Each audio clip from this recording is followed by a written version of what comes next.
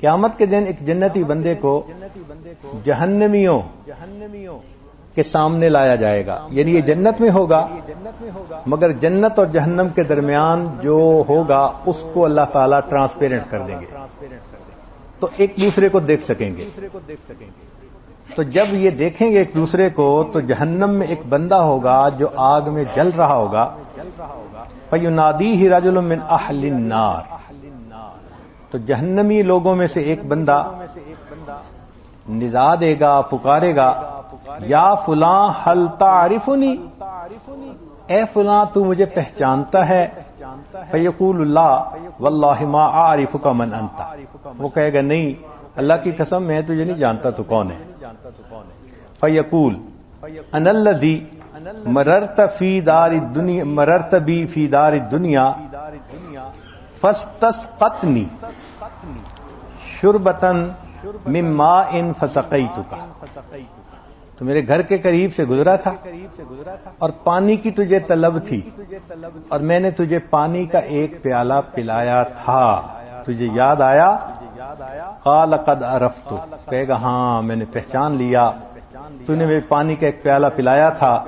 قال فاشفع لی بہا عند ربی، اچھا پھر اس کے بدلے اللہ کے ہاں میری شفاعت کر دیجئے۔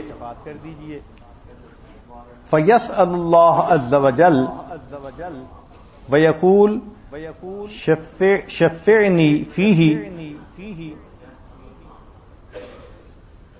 تو وہ جنتی اس بندے کی اللہ رب العزت سے شفاعت کرے گا، فیأمر بہ فیخرجہ من النار، اس کی شفاعت پر جہنمی کو جہنم سے نکال کر اللہ جنت عطا فرما دیں گے۔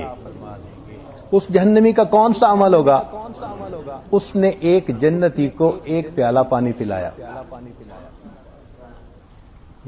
مکارم اخلاق میں سے چوتھا خلق حاجت مند کی مدد کرنا، بھائی کی ضرورت کو پورا کرنا، محتاج کی خدمت کرنا۔ قرآن مجید میں ایک سورت کا نام النمل ہے، نمل کہتے ہیں چونٹی کو۔ تو یہ نام پڑھ کر حیرت ہوتی ہے کہ چونٹی کے نام پہ سورت کا نام رکھا گیا اور اس سورت میں چونٹی کا تذکرہ بھی ہے۔ تذکرہ کیوں ہے؟ کہ سلیمان علیہ السلام اپنے لشکر کے ساتھ جا رہے تھے، راستے میں کچھ چونٹیاں پھر رہی تھیں، ایک چونٹی نے ان کے آنے کی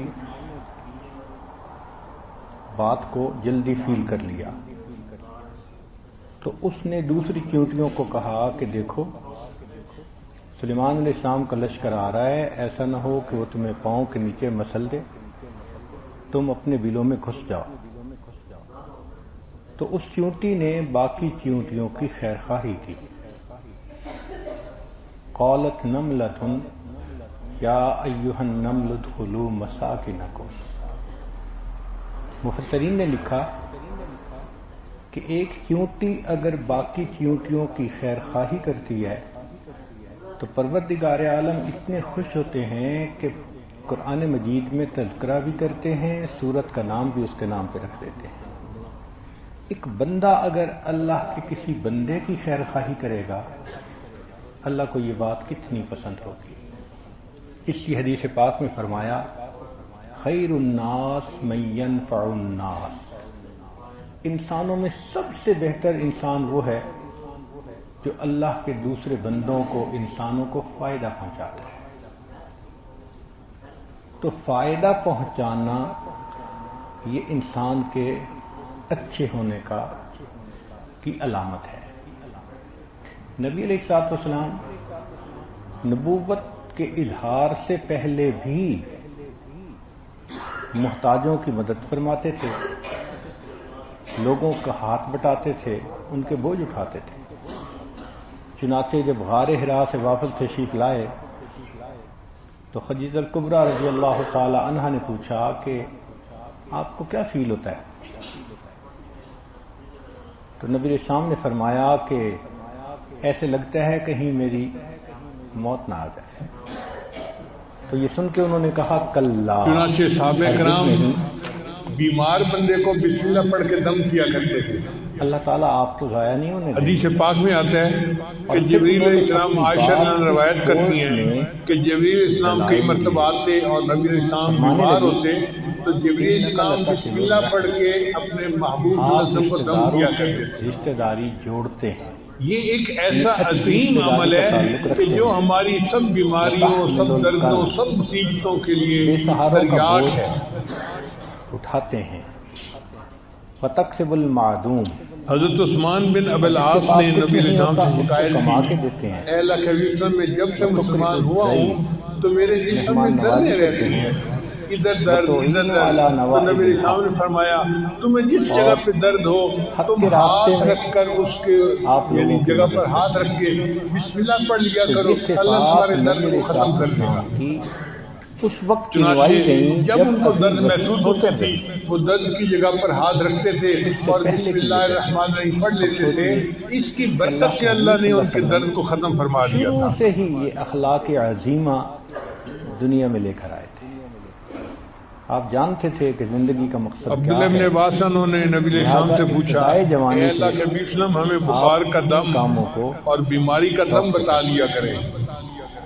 جب نبوت کا اظہار فرمایا، بخار کا دم بتا دیں، بیماری کا دم بتا دیں، تو نبی علیہ السلام نے فرمایا کہ جب دوسروں کی فائدہ رسانی کوئی بندہ بیمار ہو تو تم اس پر پڑھا کرو بسم اللہ الکبیر اعوذ باللہ العظیم اصول بتلا دیا من کل ارق کہ ارحموا من فی الارض نار ومن شر حر النار اخرجہ تم زمین والوں پر رحم کرو گے تو آسمان والا نے ان کو تم پر بخار رحم کے دم کا بخار کا یہ دم کیسا سکھایا۔ فطرت، دین اس فطرت کا ہے مطلب یہ کہ بسم اللہ کی کتنا سادہ، برکت سے کتنا خوبصورت اللہ تعالیٰ اصول ہے واقعی بندے کی کہ بیماری تم کو زمین ختم والوں فرما پر دے۔ رحم کرو، اس کے بدلے اللہ اس لیے ہر تعالیٰ تکلیف کے وقت بسم اللہ پڑھنی چاہیے۔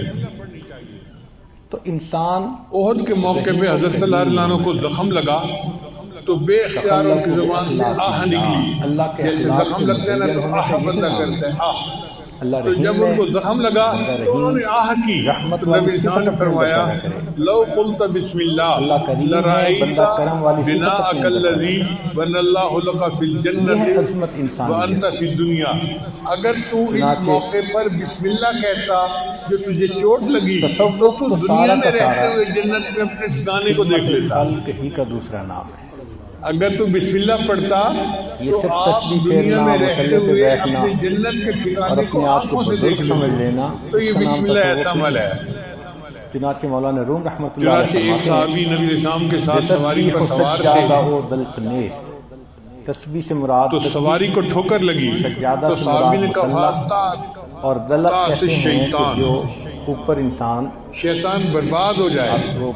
تو نبی علیہ السلام نے فرمایا کہ ایسے نہ کہا کرو کہ شیطان برباد ہو جائے، وہ موٹا ہو جاتا ہے کہ ان چیزوں کا نام تصوف میں نے نہیں ہے۔ شرارت کی اور ان کو تکلیف پہنچی، وہ موٹے ہو جاتے ہیں۔ تسبیح و تم پڑھا کرو سجادہ و بسم اللہ، ذلقنیس جب تم بسم اللہ کرو گے تو شیطان خوش یعنی کمزور ہو کے چونٹی جیسا بن جائے گا بسم اللہ کی برکت کی وجہ سے۔ تو اس کا مطلب ہے کہ ٹھوکر لگنے پر، تکلیف پہنچنے پر ہم اگر بسم اللہ پڑھیں گے تو اللہ تعالیٰ شیطان کو چھوٹا کر دیں گے اور ہماری تکلیف کو دور فرما دیں گے۔ پیچھے مڑ کے دیکھتے تھے کہ کوئی آ تو نہیں رہا مجھے پکڑنے کے لیے، کہ آنے والے نے بتایا تھا کہ یہ آپ کو پھانسی دینا چاہتے ہیں۔ بسم اللہ میں ہر درد کے لیے شفا موجود ہے۔ چنانچہ کیسر روم نے حضرت عمر رضی اللہ عنہ کو خط لکھا، مجھے ظالموں کی قوم سے نجات دے دیجیے۔ اس وقت تو مسلمان بہت اللہ تعالیٰ نے ان کو مدین کے راستے سویلائز اور بڑی پاور سمجھے جاتے تھے۔ تو کیسر روم نے خط لکھا عمر رضی اللہ عنہ کو کہ مجھے گھر ہے نہ در ہے، سر میں ہر وقت درد رہتا ہے، جیسے شیٹل کا پین ہوتا ہے کوئی یار نہیں کہ یاری کرے، اس کے سر میں ہر وقت درد رہتا ہے، دوست نہیں کہ اس کے ساتھ دل کے بات کے پاس کوئی اس کا علاج ہو تو مجھے بھیج دیجیے۔ ایک جگہ حضرت کنواں عمر تھا، انہوں نے ایک ٹوپی بھجوائی اور فرمایا کہ اس ٹوپی کو سر پہ کر لیا کریں، آپ کے سر کی اور درد یہ دور دعا ہو جائے مانگی گی۔ رب انی چنانچہ وہ ٹوپی جب سر پہ کرتا جتنی دیر کرتا درد ختم ہو جاتی، جب جو ٹوپی نعمت اتارتا آپ مجھے درد عطا بے شروع ہو فرمائے جاتی۔ میں اس کو محتاج ہوں۔ اب ایک دن اس نے سوچا کہ اس لوگ ٹوپی آئے میں جنہوں کیا نے پانی پلانا مقدسیت تھا، ہے، چنانچہ بکریوں کو پانی پلا اتار کے دیکھا تو اس کے اندر کی طرف سے جہاں پانی نکالتے تھے بسم وہاں اللہ الرحمن الرحیم لکھا ہوا تھا۔ اس آیت کی برکت سے اللہ اس کے سر کے درد کو ختم فرما دیتے تھے۔ وہ آئیں اور بچہ کھچا اگر پانی آپ دیکھیں کہ بھائی میرے اوپر لوگوں کا حسد زیادہ ہو گیا، فلاں ہو گیا، تو آپ کو اللہ نے قرآن پاک دیا، قرآن پاک کی صورتیں پڑھیے، اللہ آپ کا محافظ بن جائے گا۔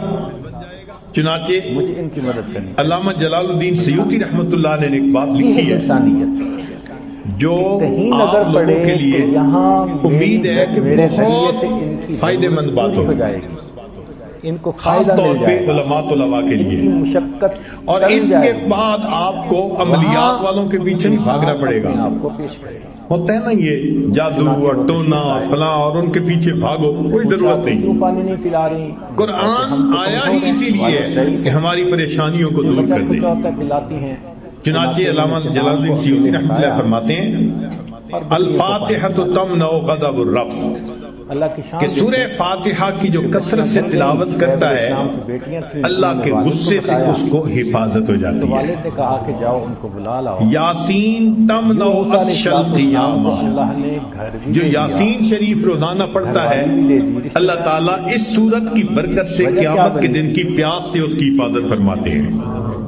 الدخان تمنع من احوال القیامہ، سورہ دخان جو پڑھتا ہے اللہ تعالیٰ قیامت کے دن کے خوف سے اس کو امن عطا فرماتا ہے۔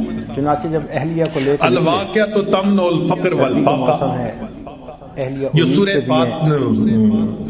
واقعہ کی تلاوت کرتا ہے اللہ تعالیٰ رزق کی تنگی سے اس کی حفاظت فرماتے ہیں۔ میری بیوی الملک تمنع عذاب القبر، سورۃ الملک تبارک الذی بیدہ الملک، اس کو باقاعدگی کے ساتھ پڑھنا یہ قبر کے عذاب سے انسان کو بچا لیتی ہے۔ الکوثر تمنع خصومۃ الخصماء، تکلیف کم ہو جائے گی۔ سورہ کوثر کی جو کثرت کرے آگ لینے گئے تو جو جھگڑا کرنے والے اس کے دشمن ہیں اللہ ان دشمنوں کی دشمنی سے محفوظ فرما لیتے ہیں۔ الکافرون تمنع الکفر عند النزاع، جو سورہ کافرون کو پڑھتا ہے کثرت کے ساتھ اللہ تعالیٰ موت کے وقت کافر بننے سے حفاظت فرما لیتے ہیں۔ ذکر کر رہے تھے۔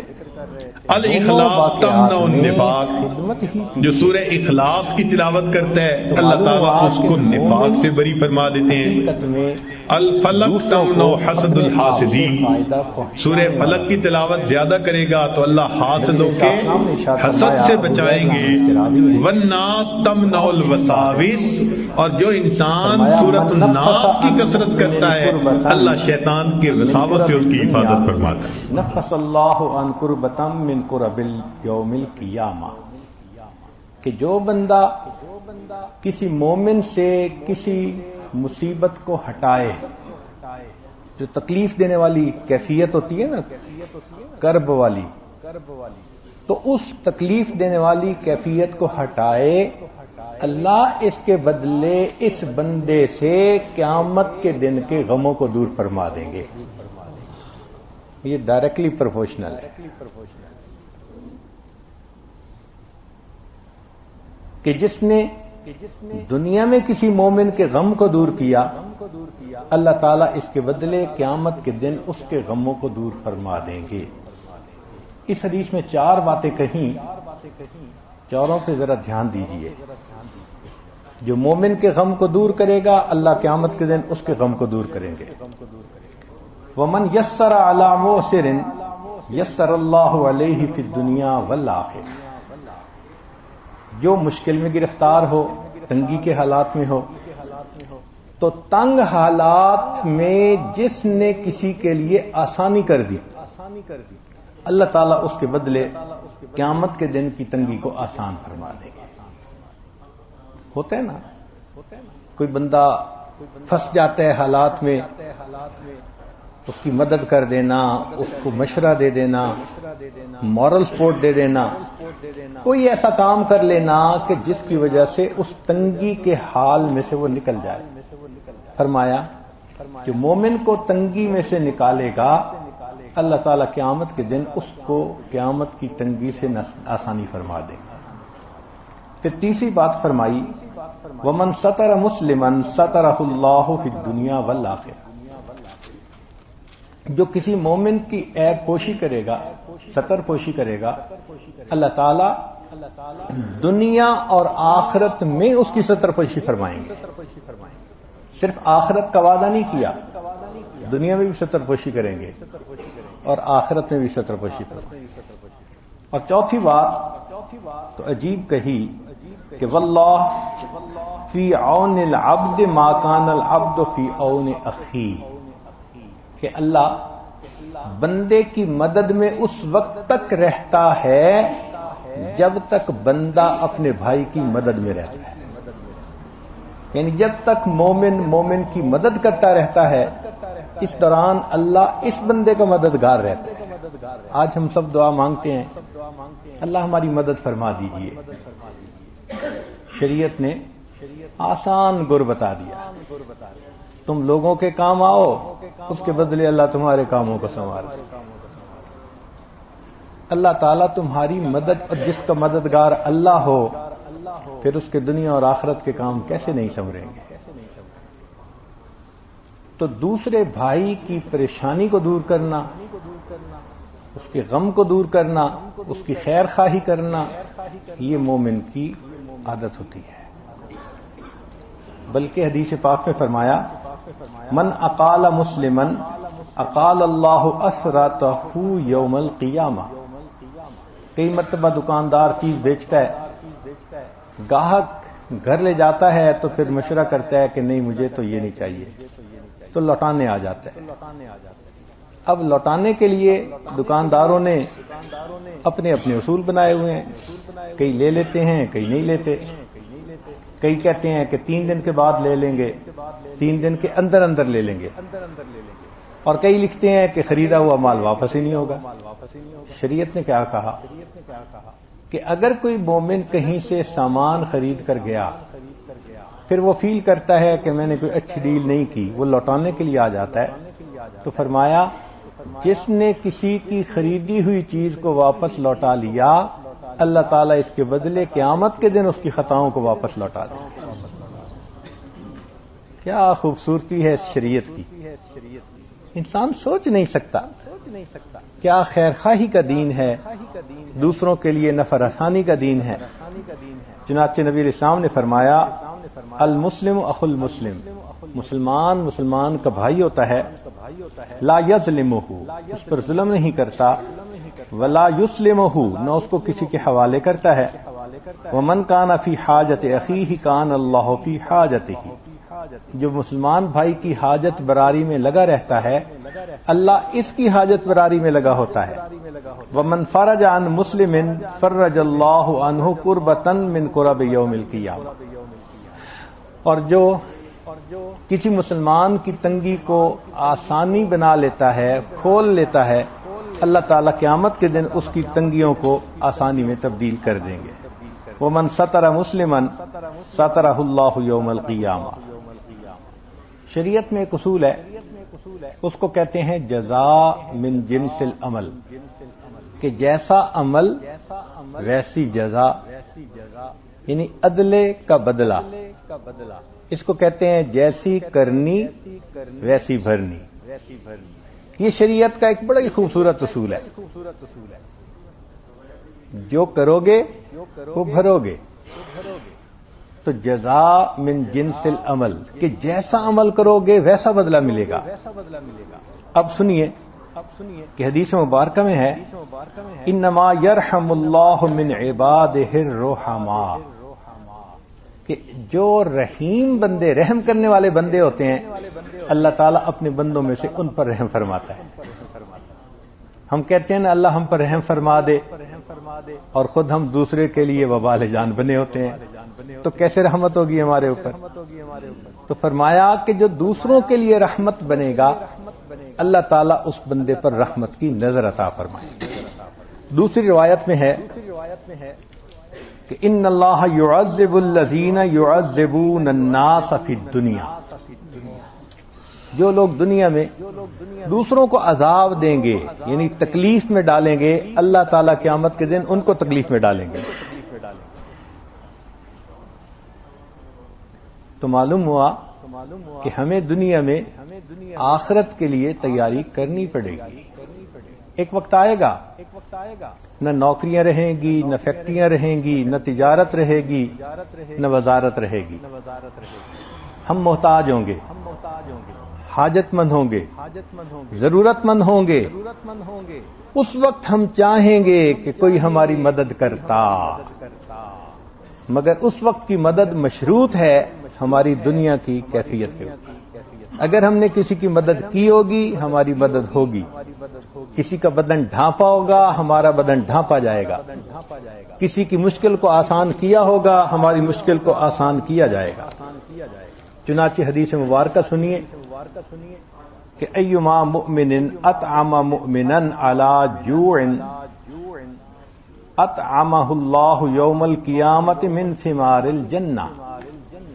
جو بندہ کسی مومن کو دنیا میں بھوک کی حالت میں کھانا کھلاتا ہے، اللہ اس کے بدلے قیامت کے دن جنت کے پھل اس کو کھلائیں گے. وَإِنَّمَا مُؤْمِنٍ سَقَى مُؤْمِنًا عَلَى ظَمَإٍ سَقَاهُ اللَّهُ يَوْمَ الْقِيَامَةِ مِنَ الرَّحِيقِ الْمَخْتُومِ. اور جو بندہ کسی پیاسے کو دنیا میں پانی پلاتا ہے، اللہ تعالیٰ اس کو قیامت کے دن رحیق مختوم میں سے پلائیں گے. وَأَيُّمَا مُؤْمِنٍ كَسَى مُؤْمِنًا عَلَى عُرَى كَسَاهُ اللَّهُ مِنْ خُضْرِ الْجَنَّةِ. اور جو بندہ کسی ننگے جسم کو کپڑے پہناتا ہے، اللہ تعالیٰ قیامت کے دن اس کو جنت کے کپڑے عطا فرمائیں گے. سبحان اللہ، کیا عجیب کنسپٹ دیا ہے. ان احادیث کو پڑھ کر کوئی بندہ انکنسیڈریٹ نہیں رہ سکتا. ہوتا ہے نا لاپرواہی کرنا، احساس ہی نہ کرنا، بے حس بن کے رہنا، ہو ہی نہیں سکتا. کیسے ہو سکتا ہے؟ جو دنیا میں بے حس بنے گا پھر قیامت کے دن ایسا ہی معاملہ ہوگا. اللہ تعالیٰ اس کے ساتھ ایسے ہی کولڈ معاملہ فرمائیں گے. تو دوسروں کا احساس نہیں کرتا تھا، ہم تیرا احساس کیسے کریں؟ سنیے ہماری ضرورت کا وقت کب ہوگا. ابن مسعود رضی اللہ عنہ فرماتے ہیں کہ یحشر الناس یوم القیامت اعری ما کانوا قط. قیامت کے دن جتنے بھی انسان ہیں سارے کے سارے ننگے کھڑے کیے جائیں گے. مستثنا نہیں ہے کوئی، سارے ننگے ہوں گے. وَأَجْوَعَ مَا كَانُوا قَطُّ. اور سارے کے سارے بھوک کی حالت میں کھڑے ہوں گے، سخت بھوک لگی ہوگی. وَأَدْمَعَ مَا كَانُوا قَطُّ. اور جتنے ہوں گے سارے کے سارے پیاسی حالت میں ہوں گے. وَأَنْصَبَ مَا كَانُوا قَطُّ. اور سارے کے سارے کھڑے ہوئے ہوں گے دھوپ کی حالت میں. وہ ایسا دن ہوگا سورج ایسے جیسے قریب ہوتا ہے، اتنا پسینہ ہوگا کہ کھڑا ہونا مشکل. بھوک بھی ہوگی، پیاس بھی ہوگی، جسم بھی ننگا ہوگا. فرمایا من کسا للہ عز وجل کساہ اللہ. جس نے دنیا میں کسی کو اللہ کے لیے کپڑے پہنائے ہوں گے اللہ ان کو اس دن کپڑے پہنائے گا. ومن اطعم للہ اطعمہ اللہ.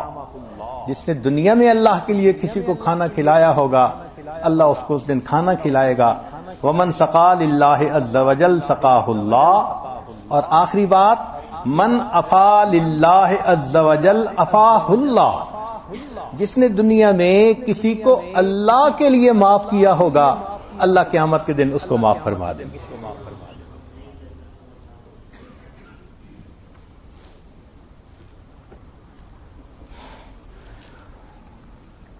یہ تو آخرت کی تیاری ہے. اپنی ضرورت کے وقت کے لیے آج تیاری کرنی ہے. یہ جو ہم کپڑا پہنا رہے ہیں یہ ہم اصل میں آگے بھیج رہے ہیں. یہ آگے جائے گا اور قیامت کے دن ہمارے جسم کو ڈھانپے گا. یہ کھانا قیامت کے دن ہماری غذا بنے گا. یہ پانی قیامت کے دن ہماری پیاس کو بجھائے گا. تو یوں سوچیں کہ ہم کیا احسان کر رہے ہیں، اس کے بدلے اللہ تعالیٰ یہ نعمتیں بہتر حالت میں ہمیں لوٹائیں گے. اور آج اگر تیاری ہی نہ کی تو پھر انسان قیامت کے دن حسرت سے اپنے ہاتھ میں لے گا۔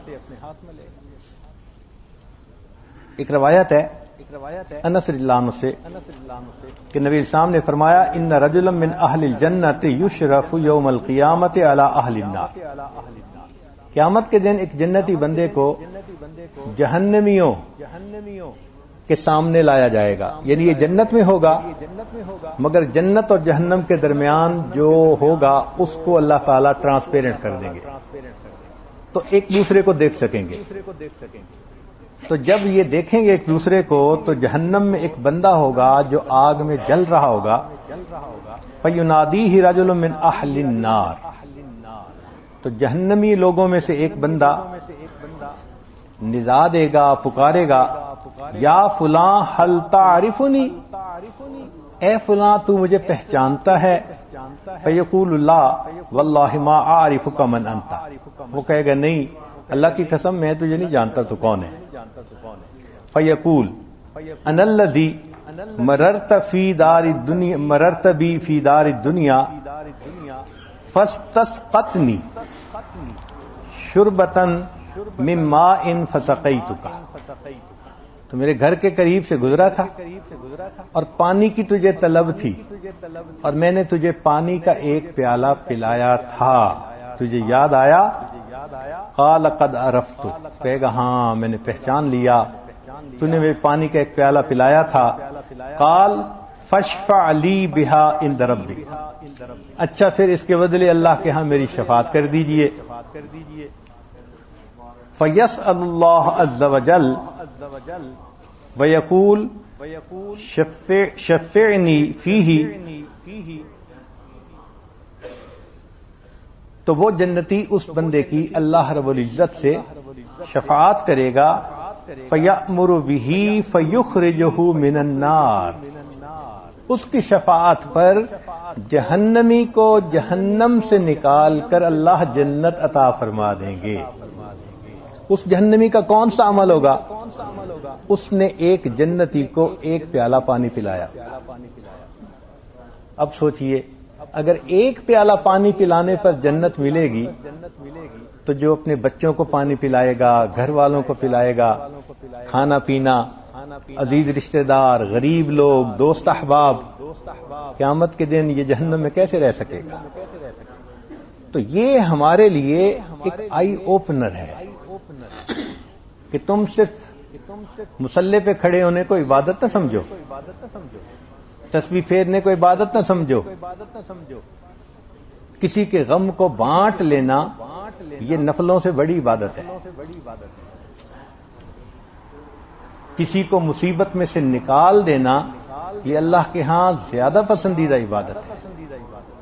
فرمایا کہ تمہیں 10 سال کے نفلی اعتکاف سے زیادہ ثواب ملے گا اگر تم کسی ایک بھائی کی ضرورت کو پورا کرنے کے لیے چل پڑو گے۔ سیدہ صدیقہ لانا فرماتی ہیں کہ نبی اسلام نے ارشاد فرمایا تحشرون حفاتا عراتا غرلا، کہ قیامت کے دن ننگے پاؤں، ننگے جسم اور ننگے سر کھڑے ہوگے۔ ہر بندہ قیامت کے دن ننگا جسم، ننگے پاؤں، ننگے سر ہوگا۔ قالت، انہوں نے جب سنا تو سوال پوچھا یا رسول اللہ الرجال والنساء ينظر بعضهم الى بعض، مرد اور عورتیں ایک جگہ ہوں گے، ننگے ہوں گے، کیا ایک دوسرے کو دیکھیں گے؟ قال، نبی اسلام نے فرمایا الامر اشد من ان يهمهم ذلك، عائشہ اتنی وحشت ہوگی، اتنی دہشت ہوگی، اتنا خوف ہوگا، ایک کو دوسرے کی طرف دیکھنے کی فرصت ہی نہیں ہوگی، کوئی دیکھ ہی نہیں سکے گا، ایسا نفسی نفی کا حال ہوگا۔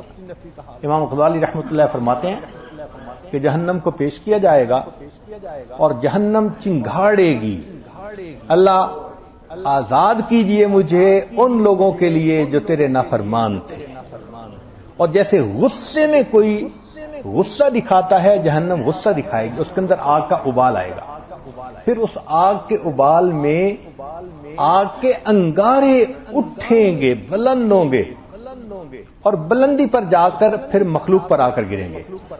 امام غزالی رحمۃ اللہ فرماتے ہیں کہ جب وہ انگارے گریں گے، انبیاء میں سے کوئی نبی ایسا نہیں ہوگا جس کو یہ خوف نہ ہو کہ میرے اوپر کوئی انگارہ نہ گر جائے۔ اگر ان صادقین اور انبیاء کی کیفیت یہ ہوگی، ہم کہاں کی گاجر مولی۔ ہمیں اپنے بارے میں سوچنے کی ضرورت ہے۔ وہ بہت مشکل دن ہے، اس دن ہم حاجت مند ہوں گے، ضرورت مند ہوں گے۔ آج دنیا میں اللہ نے ہمیں نعمتوں سے نوازا ہے، تو یہ صرف اس لیے نہیں کہ ان نعمتوں کو ہم دنیا ہی میں استعمال کر لیں، دین کے لیے استعمال کریں، اللہ کے بندوں کے لیے استعمال کریں، آخرت کی تیاری کے لیے استعمال کریں۔ اللہ نے ہمیں ٹریلینز آف برین سیل دیے ہیں۔ کیسے اچھے ہم فیکٹریاں چلاتے ہیں، بزنس چلاتے ہیں، مینیجر بن کے کام سارے سمیٹتے ہیں۔ ہمیں یہ بات کیوں نہیں سمجھ آتی کہ ایک دن ہم بھی اللہ کے سامنے بے لباس ہوں گے، بے سایہ ہوں گے، ننگے پاؤں ہوں گے، بھوکے ہوں گے، پیاسے ہوں گے۔ اس دن ہمیں ضرورت ہوگی۔ تو اس دن ہمیں یہ نعمتیں کیسے ملیں گی؟ اگر دنیا میں ہم نے اس کے لیے تیاری کی ہو۔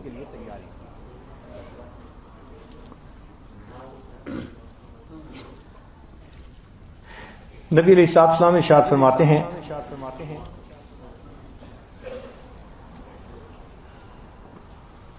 کہ من انذر معسرا او وضع علیہ او وضع عنہ اظلہ اللہ فی ظلہ یوم لا ظل الا ظلہ، کہ جس نے کسی بندے کے اوپر سے مشکل ہٹا دی تو اللہ تعالی قیامت کے دن اس بندے کو اپنے عرش کا سایہ عطا فرمائیں گے۔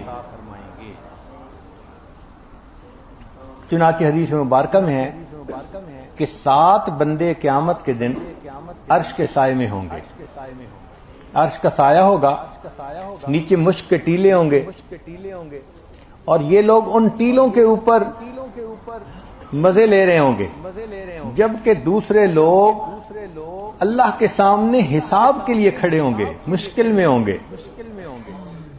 تو بھائی اس دن ہمیں بھی عرش کا سایہ چاہیے، ہم محتاج ہیں اس کے۔ اب سنیے کہ یہ 7 بندے کون ہیں۔ فرمایا عادل بادشاہ، جو بادشاہ ہو، حاکم ہو، مگر عدل کرتا ہو۔ دوسرا شاب نشأ فی عبادت اللہ، وہ نوجوان جو اللہ کی عبادت میں سرشار ہو، یعنی عین جوانی میں نیکی میں لگا ہو، ذکر میں لگا ہو، دعوت کے کام میں لگا ہو، علم کے کام میں لگا ہو۔ نشأ فی عبادت اللہ، جو اللہ کی عبادت میں مگن ہو، ایسا نوجوان قیامت کے دن عرش کے سائے کے نیچے ہوگا۔ تیسرا رجل قلبہ معلق بالمساجد، وہ بندہ جس کا دل مسجد میں اٹکا رہتا ہو، یعنی نماز پڑھ کے گھر گیا مگر پھر نیت ہے میں نے جلدی واپس آنا ہے تکبیر اولیٰ کے لیے، نماز کے لیے۔ رجلان تحابا فی اللہ اجتمعا علیہ وتفرقا علیہ، وہ 2 بندے جن کے درمیان اللہ کے لیے محبت ہوگی۔ سبحان اللہ، یہ کام آسان ہے۔ وہ 2 بندے کہ جن کے درمیان محبت کی بنیاد کیا ہوگی؟ رشتہ داری نہیں، کوئی تجارت نہیں، کوئی دنیا کا مفاد نہیں، اللہ کے لیے محبت، اللہ کی رضا کے لیے۔ تو 2 مسلمان بھائی جن کے درمیان اللہ کی رضا کے لیے محبت ہوگی، اس عمل پر اللہ ان کو قیامت کے دن عرش کا سایہ عطا فرمائے گا۔ پھر فرمایا کہ وہ نوجوان جسے خوبصورت حسب نسب والی عورت اپنی طرف گناہ کے لیے بلائے اور وہ کہہ دے کہ میں اللہ سے ڈرتا ہوں، یعنی دعوت گناہ ملے اس کے باوجود وہ کہہ دے کہ میں اللہ سے ڈرتا ہوں، یہ اللہ سے ڈرنے والا بندہ قیامت کے دن عرش کے سائے میں ہوگا۔ اور فرمایا کہ چھٹا وہ بندہ کہ جو دائیں ہاتھ سے اللہ کے راستے میں صدقہ دے مگر اتنا خاموش کہ بائیں ہاتھ کو پتہ نہ چلے، ایسے اللہ کے راستے میں دے، بھلا کرے کسی کے ساتھ تو اس طرح چھپ کے کرے پتہ ہی نہ چلے کسی کو۔ تو فرمایا یہ جو خفیہ صدقہ کرنے والا ہے اس کو قیامت کے دن عرش کا سایہ ملے گا۔ آج ہماری کیا حالت ہے؟ ہم دائیں ہاتھ سے اس طرح گناہ کرتے ہیں بائیں ہاتھ کو پتہ نہیں چلتا، ہم چھپ کے اس طرح سے گناہ کرتے ہیں، پتہ نہیں چلنے دیتے کسی کو۔ اللہ تعالیٰ فرماتے ہیں اللہ کے حبیب صلی اللہ علیہ وسلم کہ جو صدقہ اللہ کے راستے میں ایسے دے کہ بائیں ہاتھ کو پتہ نہ چلے یہ بھی اللہ کے راستے میں ہوگا۔ اور چوتھا بندہ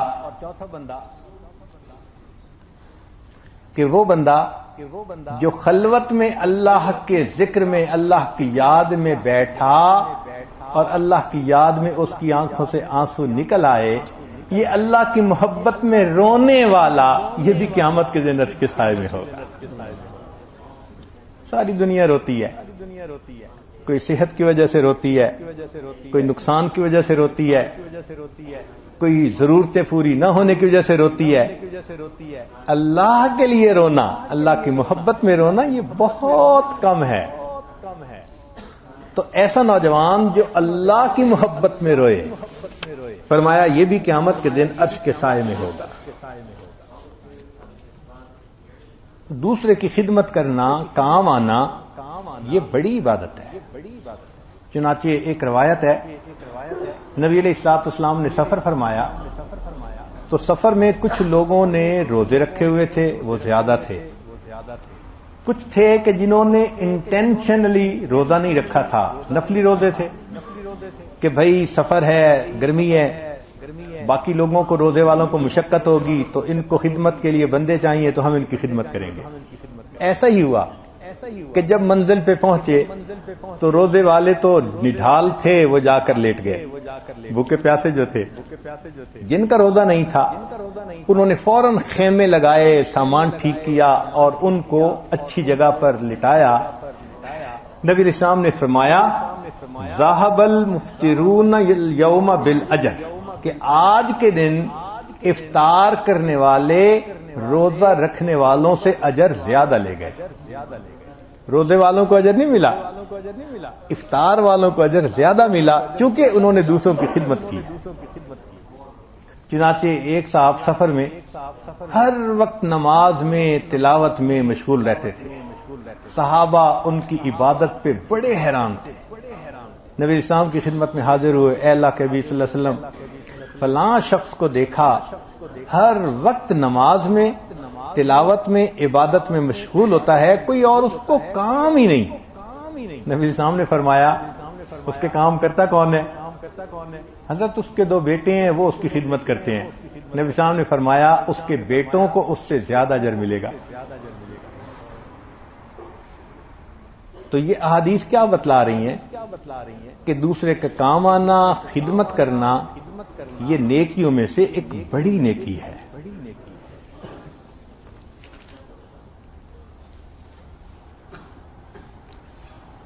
ایک مرتبہ نبی اسلام غسل کے لیے تشریف لے گئے کنویں پر، حذیفہ رضی اللہ عنہ ساتھ تھے۔ اب وہاں پر غسل کے لیے پردہ کرنے کی ضرورت تھی تو حذیفہ رضی اللہ عنہ کے پاس چادر تھی، انہوں نے چادر پھیلا دی اور چادر کی اوٹ میں اللہ کے حبیب صلی اللہ علیہ وسلم نے غسل فرما لیا۔ جب غسل کر چکے تو نبی اسلام نے فرمایا حذیفہ تم بھی غسل کر لو۔ تو وہ سوچنے لگے تو نبی علیہ السلام نے ان سے چادر لے لی اور پھیلا کر کھڑے ہو گئے۔ اے اللہ کے نبی صلی اللہ علیہ وسلم آپ چادر پھیلائیں گے؟ فرمایا اگر میرے ساتھ تم نے ایسا معاملہ کیا تو تمہارے ساتھ ایسا معاملہ کرنے میں مجھے کیا رکاوٹ ہے؟ نبی علیہ السلام نے ان کو زبردستی کہا کہ غسل کرو، میں پردہ کر کے کھڑا ہوں گا، اللہ کے محبوب صلی اللہ علیہ وسلم نے پردہ فرمایا، حذیفہ رضی اللہ عنہ نے غسل فرمایا۔ نبی علیہ السلام سفر میں تشریف لے جا رہے ہیں، راستے میں اللہ کے نبی صلی اللہ علیہ وسلم نے 2 مسواکیں بنائیں، ایک طرح بالکل سیدھی خوبصورت تھی، دوسرا تھوڑا ٹیڑھی سی تھی۔ تو جب آپ نے بنا لی تو جو سیدھی مسواک تھی وہ آپ نے اپنے خادم جو ساتھی تھے ان کو دے دی، اور ٹیڑھی مسواک خود رکھ لی۔ اس نے کہا اللہ کے وسلم میرا دل چاہتا ہے سیدھی مسواک آپ استعمال فرمائیں۔ فرمایا میرا بھی دل چاہتا ہے کہ سیدھی مسواک تم استعمال کرو۔ یہ اللہ کے حبیب صلی اللہ علیہ وسلم نے پریکٹیکل سکھا دیا کہ مومن کیسا ہوتا ہے، وہ دوسرے کے لیے کیا اچھائی کو پسند کرتا ہے، اس کی طرز زندگی کیسی ہوتی ہے۔ چنانچہ فرمایا کہ جو شخص مسلمان بھائی کی حاجت براری کے لیے چلتا ہے، حدیث میں یہ نہیں ہے کہ کام کروائے، کام ہونا نہ ہونا اللہ کے ہاتھ میں، یہ اس کی حاجت براری کے لیے چل پڑا، اللہ اس کو 10 سال کے نفلی اعتکاف کا ثواب عطا فرمائے گا۔ اس لیے نبی علیہ الصلوۃ والسلام نے تربیت ہی صحابہ کو ایسی دی تھی کہ وہ ضرورت کے وقت میں دوسروں پر دل کھول کر خرچ کرتے تھے۔ مدینہ طیبہ میں مسلمانوں کو پانی کی تنگی تھی، دور ایک کنواں تھا اور تھا بھی ایک یہودی کا، ادھر سے پانی بھر کے لانا پڑتا تھا اور وہ پیسے بھی بہت چارج کرتا تھا۔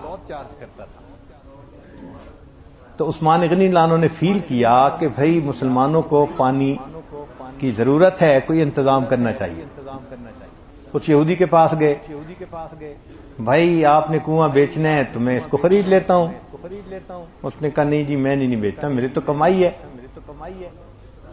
کہ بھئی تمہیں مانگی رقم دے دوں گا۔ اس نے کہا نہیں جی نہیں، میں کیوں بیچوں اس کو، میرا سورس آف انکم ہے، میں نہیں بیچتا اس کو۔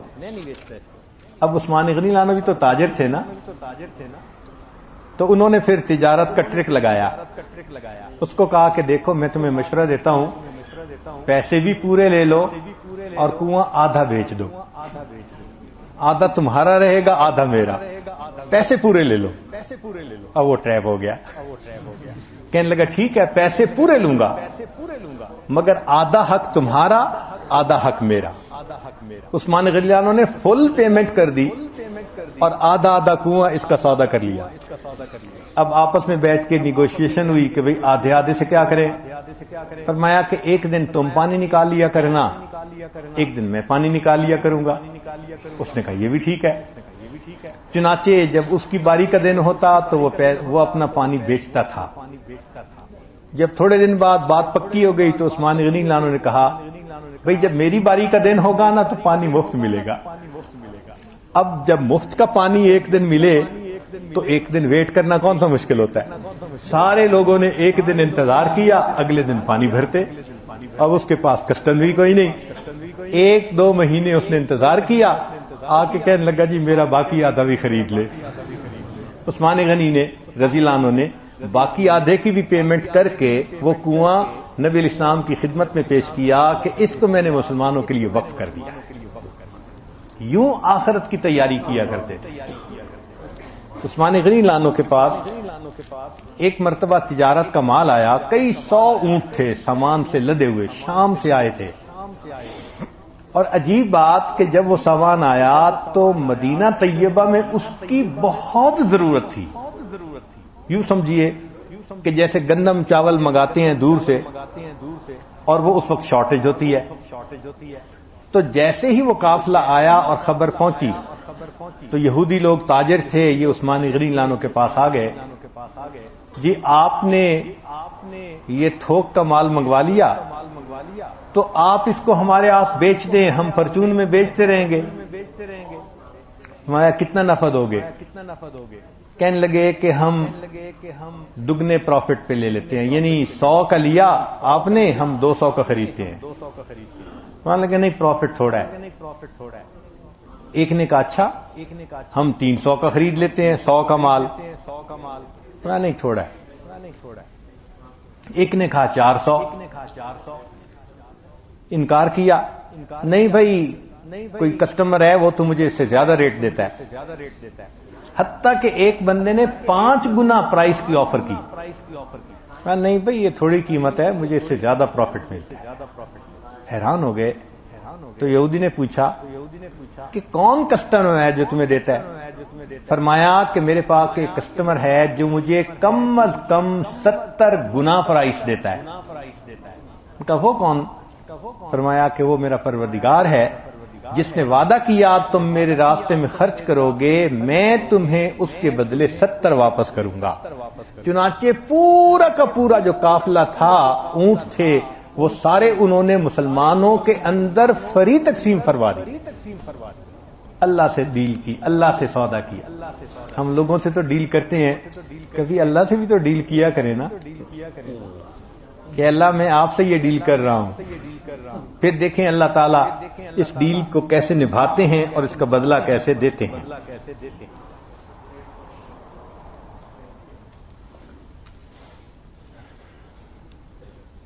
مکاشفۃ القلوب میں لکھا ہے کہ اللہ تعالیٰ نے اپنے بعض بندوں کو اس لیے پیدا کیا ہوتا ہے کہ وہ مخلوق کی ضرورت کے وقت کام آئیں۔ توجہ سے سننے والی بات، اللہ تعالیٰ نے اپنے بعض بندوں کو پیدا ہی اسی لیے کیا ہوتا ہے، ان کی پیدائش کا مقصد یہ ہوتا ہے کہ وہ مخلوق کی ضرورت کے کام آئیں، اور اللہ نے اپنی قسم کھا کر کہا کہ جو ایسے لوگ ہوں گے کہ جو میری مخلوق کی ضرورت کے وقت کام آئیں گے، میں ان کو قیامت کے دن جہنم کا عذاب نہیں دوں گا، ان کو نور کے ممبروں پر بٹھاؤں گا اور میں ان کے ساتھ ہم کلامی کروں گا۔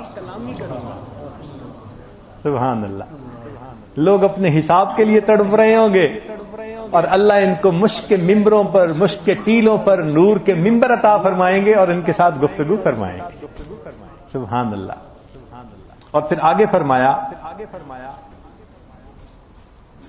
کہ دوسروں کا حساب ہو رہا ہوگا اور ان کے ساتھ میں گفتگو کر رہا ہوں گا۔ حدیث پاک میں ہے کہ جو شخص مسلمان کی حاجت کے لیے چل پڑا، ہر قدم پر 70 نیکیاں ملیں گی، 70 گناہ معاف ہوں گے، اور اگر ضرورت پوری ہو گئی، یعنی جس کام کے لیے چلا تھا وہ کام ہو گیا، زندگی کے پچھلے سارے گناہ معاف، یہ ایسے ہو گیا جیسے اس کی ماں نے اس کو آج جنم دیا تھا، ساری میموری ڈیلیٹ کر دی جاتی ہے گناہوں کی۔ اب ذرا سوچئے، ایک مومن کی، ایک بندے کی ضرورت کو پورا کر دینا زندگی کے گناہوں کی پوری میموری ڈیلیٹ ہونے کے برابر۔ اللہ اکبر کبیرہ۔ ایک حدیث پاک میں ہے کہ میں نے بعض لوگوں کو اپنی نعمتیں عطا کی ہیں، وہ اس نعمت کو لوگوں تک پہنچانے میں تنگی محسوس نہ کریں، اگر وہ تنگی محسوس کریں گے تو میں ان سے نعمتیں لے کر دوسرے بندوں کو عطا کر دوں گا۔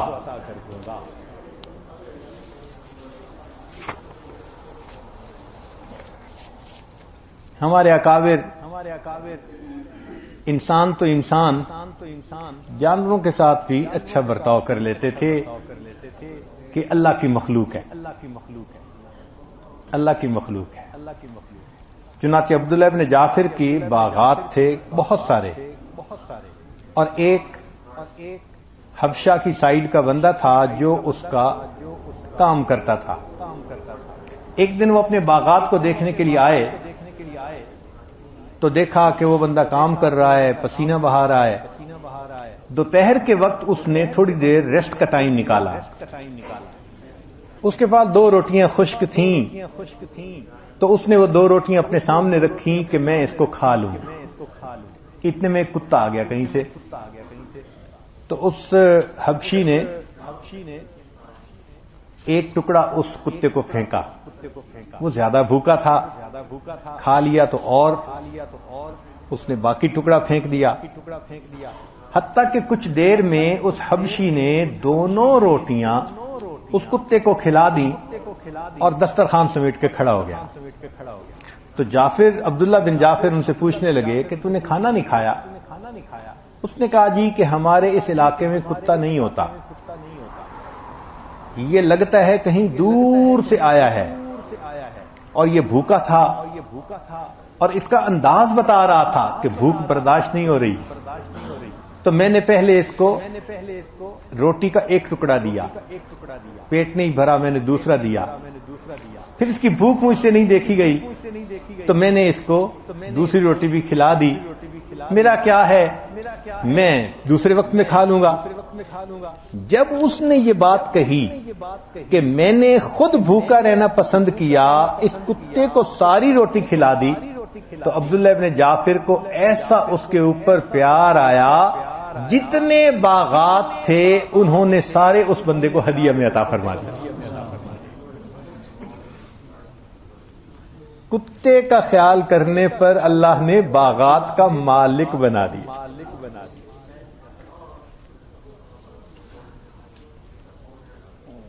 ایک حدیث مبارکہ نبی علیہ الصلوۃ والسلام نے ارشاد فرمایا کہ بنی اسرائیل کا ایک عابد تھا جو 60 سال تک 60 سنہ ان راہبا عبد اللہ فی صومعاتہ 60 سنہ، ایک بنی اسرائیل کے عبادت گزار نے اپنے حجرے میں 60 سال اللہ کی عبادت میں گزار دیے۔ کتنی عبادت ہے؟ 60 سال عبادت میں گزار دیے۔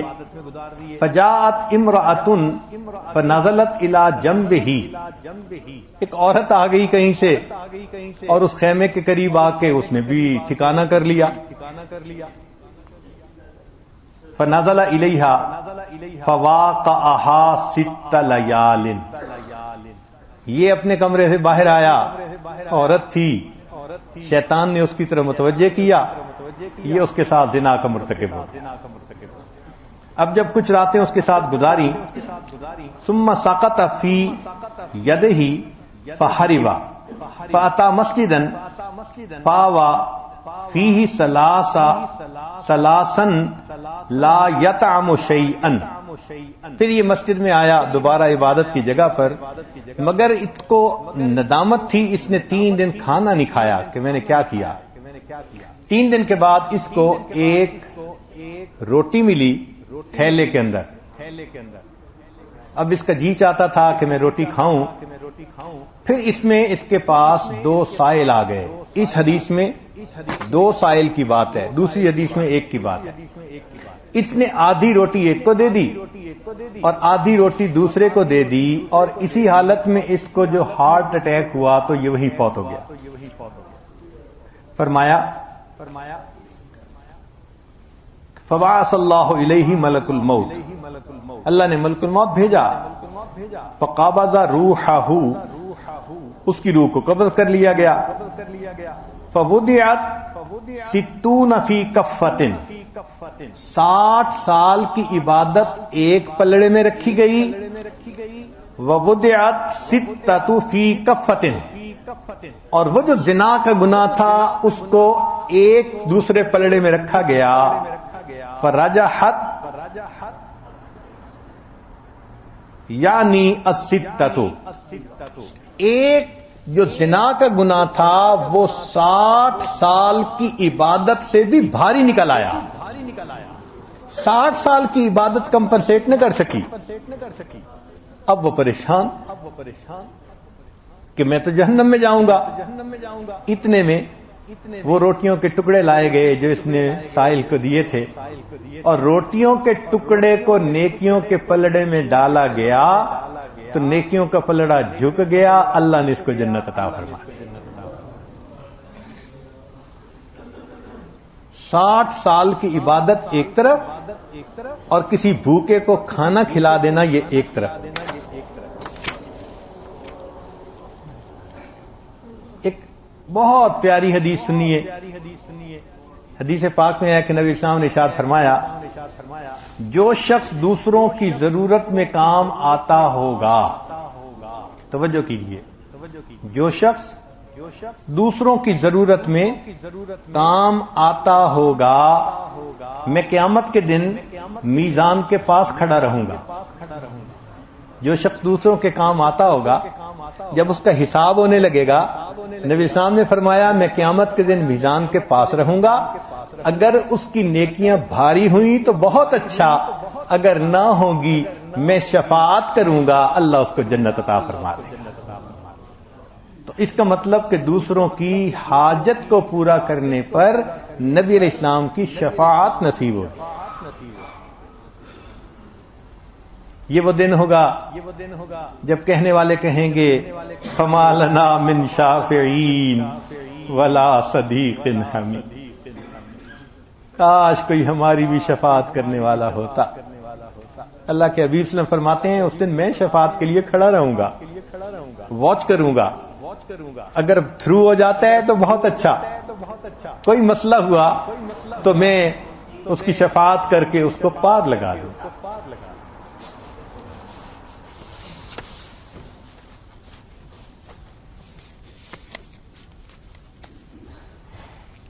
چنانچہ ہمارے اکابر دوسروں کی خدمت کو اپنی زندگی کا ایک بڑا کام سمجھتے تھے. وہ سمجھتے تھے کہ جیسے مال خرچ کرنا، زکوٰۃ خرچ کرنا یہ انسان پر لازم ہے، اپنے جسم کو دوسروں کی خدمت کے لیے تھکانا یہ جسم کی زکوٰۃ ہے. تو وہ جسم کی زکوٰۃ ادا کرتے ہیں. عبداللہ بن مبارک رحمۃ اللہ علیہ حج کے لیے جاتے تو لوگوں سے پوچھتے بھائی کوئی اپنا امیر بنا لو. وہ کہتے ہیں جی آپ سے بہتر امیر کون ہو سکتا ہے. تو امیر بن جاتے اور ان سب کو کہتے بھائی اپنے سب جو مال پیسہ ہے نا خرچے کے لیے وہ مجھے رکھوا دو. تو وہ مال پیسہ ان سے لے کے ایک گٹھڑی میں الگ رکھ لیتے. پورے سفر میں ان ساتھیوں کی خدمت بھی کرتے اور ان پر اپنا مال خرچ کرتے. جب حج مکمل کر کے جانے کا وقت ہوتا اور ہدیے تحفے لینے کا وقت ہوتا تو ان کا پورا مال ان کو واپس لوٹا دیتے. یہ امیر بنتے تھے اس وقت، خدمت بھی کی، مال بھی خرچ کیا. ہمارے بعض اکابر ایسا ہی معاملہ کرتے تھے.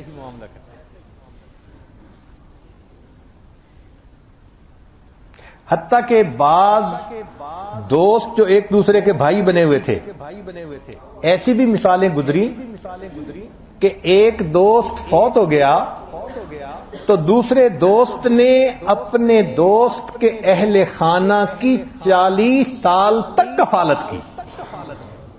40 سال تک ان کے نان نفقہ ان کو پہنچاتے رہے، اس لیے کہ ان کا خاوند میرا دوست تھا. فقط اتنی سی بات تھی. یہ ہے انسانیت. آپ کو یہ مثالیں کہیں کفر کی دنیا میں نظر آ سکتی ہیں؟ ڈھونڈیے، دیکھ لیجئے جا کے. سوائے اسلام کے یہ ہمدردی کی، ایثار کی، محبت کی مثالیں یہ اور کہیں نظر آئیں گی. باقی جگہوں پہ آپ کو دامن خالی نظر آئیں گے. اسلام کا دامن بھرا ہے ان مثالوں سے. تو یہ شریعت انسان کو صحیح معنوں میں انسان بنا دیتی ہے. جو حساس ہوتا ہے، دوسرے کا خیال کرتا ہے، اس کی تکلیف میں اس کے کام آتا ہے. خود نبی علیہ الصلوۃ والسلام دوسروں کے کام آتے تھے. حدیث پاک میں ہے ایک جوان العمر لڑکی آئی، اے اللہ کے نبی صلی اللہ علیہ وسلم میری ماں بوڑھی ہے، آ نہیں سکتی، اس نے آپ کو یاد کیا. نبی صلی اللہ علیہ وسلم فوراً اٹھ کے کھڑے ہوئے، مسجد سے باہر آئے، فرمایا تم مجھے جس گلی میں لے جاؤ گی میں تمہاری والدہ کی بات سننے کے لیے وہاں جاؤں گا. اور ایک بڑھیا کا واقعہ تو آپ نے سنا ہی ہوگا. ہم بھی نبی علیہ الصلوۃ والسلام کی اس واقعے کو آج پھر تازہ کر لیتے ہیں تاکہ ہمارے دلوں پر اس کی برکت آ جائے. جب نبی علیہ السلام نے دین کی دعوت کا آغاز فرمایا تو ایک واقعہ پیش آیا کہ ایک بڑھیا کو سامان کہیں لے جانا تھا. اللہ کے نبی صلی اللہ علیہ وسلم نے وہ سامان پہنچایا تو کسی نے اس کو شعروں کی شکل میں پڑھا بھی ہے، لکھا بھی ہے۔ لکھا ہے ایک ضعیفہ تھی کہ جو مکہ میں رہتی تھی، وہ ان باتوں کو سنتی تھی مگر خاموش رہتی تھی۔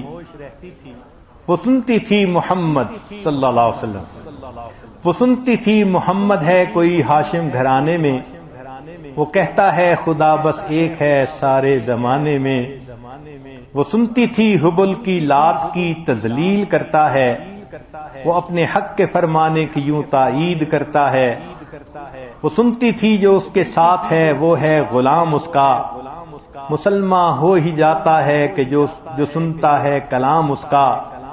لکھا ہے وہ ضعیفہ ایک دن کعبہ میں جا بیٹھی، لکھا ہے وہ ضعیفہ ایک دن کعبہ میں جا پہنچی، حبل کے پاؤں پر سر رکھ کر اس نے یہ دعا مانگی، میں تجھ کو پوجتی ہوں اور خدا بھی تجھ کو کہتی ہوں، بڑا افسوس ہے جو آج کل میں رنج سہتی ہوں، وہ غم یہ ہے محمد ہے کوئی ہاشم گھرانے میں، وہ کہتا ہے خدا بس ایک ہے سارے زمانے میں، مٹا دو اس کی ہستی کو نہ لے کوئی بھی نام اس کا، جگر چھلنی ہوا جاتا ہے سن سن کر کلام اس کا۔ دعا کر کے اٹھی سجدے سے اور وہ اپنے گھر آئی، سمجھتی تھی یہ دل میں اب میری امید بر آئی، ضعیفہ کو خوشی تھی اب حبل بجلی گرائے گا، محمد تو محمد ساتھیوں کو بھی مٹا دے گا۔ مگر کچھ دن گزرنے پر جب نا امید بر آئی، دعا کر کے حبل سے اپنے دل میں خوب پچھتائی، غرض ترکیب اس نے سوچ لی خود ہی گھر آ کر، میں چھوڑوں گی میں یہ بستی رہوں گی دور جا کر۔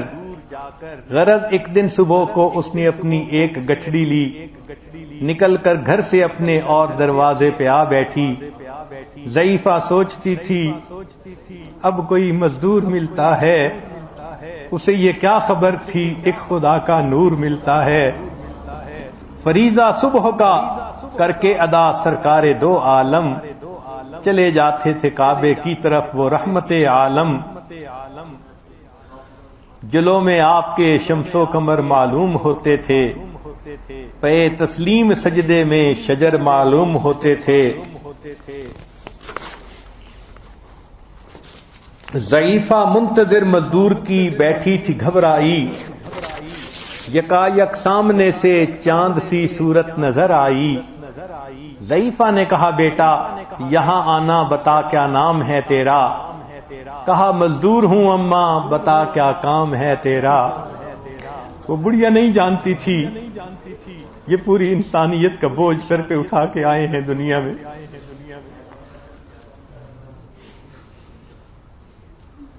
کہا مزدور ہے گر تو چل گٹھڑی میری لے کر، میں خوش کر دوں گی اے مزدور مزدوری تیری دے کر۔ یہ سن کر آپ نے گٹھڑی اٹھا کر اپنے سر پر لی، ضعیفوں کی مدد کرنا یہ عادت تھی پیمبر کی، غرض گٹھڑی کو لے کر منزل مقصود پر آئی،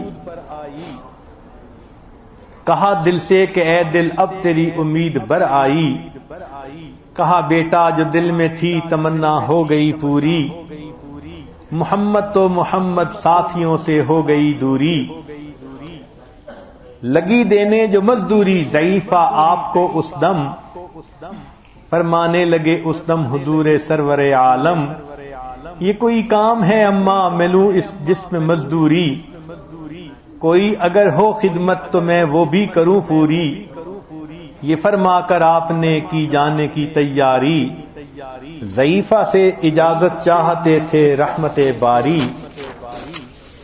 ضعیفہ نے کہا بیٹھو ذرا ٹھہرو چلے جانا، مجھے ایک بات کہنی ہے ذرا سن کر چلے جانا، یقین جانو کہ اب مکہ میں جھگڑا ہونے والا ہے، میں سمجھاتی ہوں تجھ کو اس لیے تو بھولا بھالا ہے، وہ مکے میں قبیلہ ہاشمی نام و نسب والے، وہی بیٹا جو ہیں سردار عبد المطلب والے، انہی میں ایک جوان ہے جو سنا جاتا ہے ساحر ہے، کہ اس فن میں مگر بیٹا وہ اپنے خوب ماہر ہے، وہ سر ہوتا ہے جس کے تخم الفت بو کے رہتا ہے، جو سنتا ہے کلام اس کا وہ اس کا ہو کے رہتا ہے، ہمیشہ بچ کے چلنا اس سے بولے کوئی نام اس کا، نصیحت ہے یہی میری نہ سننا تو کلام اس کا۔ نبی بڑھیا کے دل میں نور وحدت بھرنے والے تھے، نصیحت سن رہے تھے جو نصیحت کرنے والے تھے۔ ضعیفہ نے کہا بیٹا بھلا کیا نام ہے تیرا، تیرا آغاز کیا ہے اور کیا انجام ہے تیرا؟ کہا حضرت نے بڑھیا سے تجھے کیا نام بتلاؤں،